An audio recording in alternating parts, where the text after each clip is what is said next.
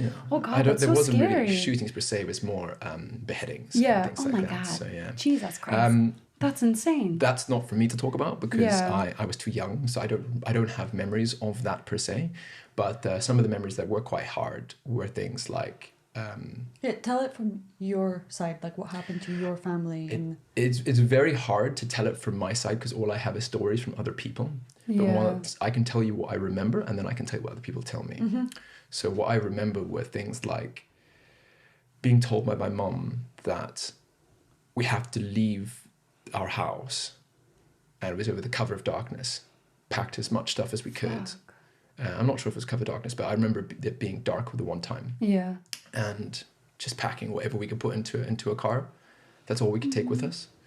I think my mom or my granddad managed to get somebody to send a small truck out to get more of our stuff. Yeah. And thankfully, my mom had bought a house in the town. My mom was a single mom at the time, so I, hands down, lots of respect for my mom and what she went through, even before she got married to my dad.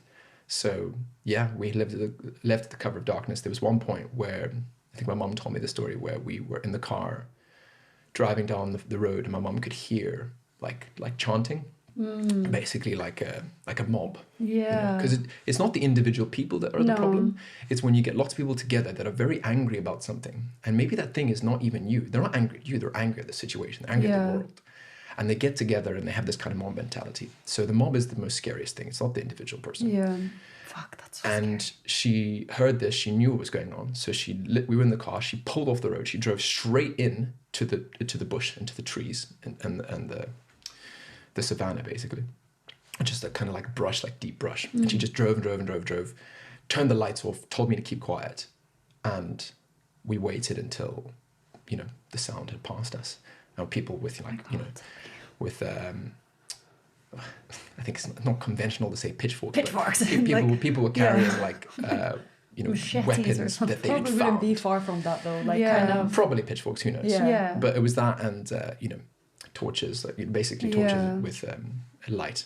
At the end. That's so scary. Fire. Like, what a soldier your mom is. Like, Absolute soldier, but she grew up during the Civil War in Zimbabwe, where she, her and her siblings would carry weapons in the car at young ages. So at the age of like 4 or 5, you're able to shoot a double-barrel shotgun. Yeah. wow. And they were always seated in the back of the vehicle with their seatbelts on, and never allowed to sit in the front just in case they went over a landmine. So it was always about protecting the kids, so they would sit at the back. Anyway.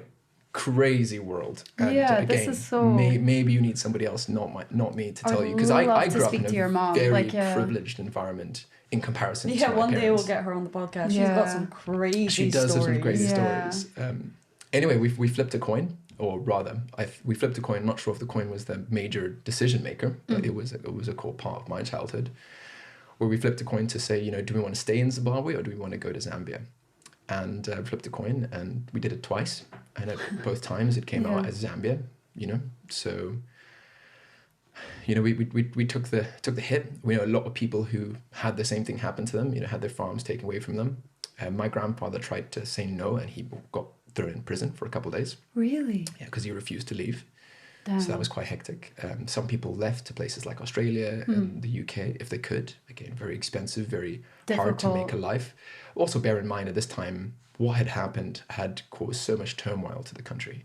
And what I mean by this is if the country was built on trust, every nation is built on trust, right? I trust you, you trust Mel. Together we form an entity, or a nation, and we have our families. We trust our families, we trust our communities. And therefore we trust this entity that we call a nation. When the nation or the trust to the nation is broken, everything else falls apart. Roads, police, fire, law, right? Finance.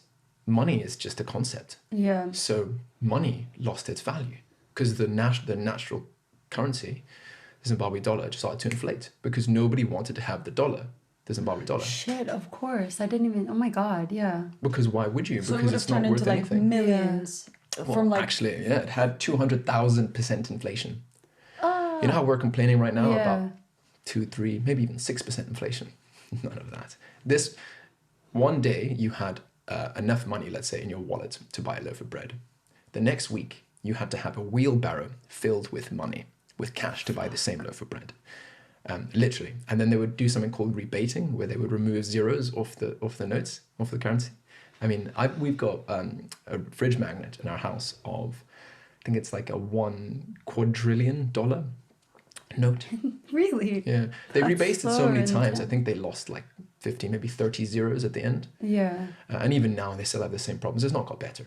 No. Basically, the point is trust was broken with the people, and there was no law and order. And that continued on until, even now. People still don't, some people can still farm on their farms, and some do. But there is, an unspoken law, or maybe it's more spoken, maybe not written, where, you have to give a part of your proceeds to the local chief or tribe owner or whoever is in control of that area and has connections with the government. It's like a lot of other places in the world. Yeah. I was watching a news report today about Bulgaria, and the corruption that's happening there. It happens everywhere. I thought it didn't happen here, but the longer I spend in the UK, in any part of the world, we've spoken about America. Corruption is everywhere. Corruption is everywhere. Just depends on Such how a they shame. disguise it. But Exactly.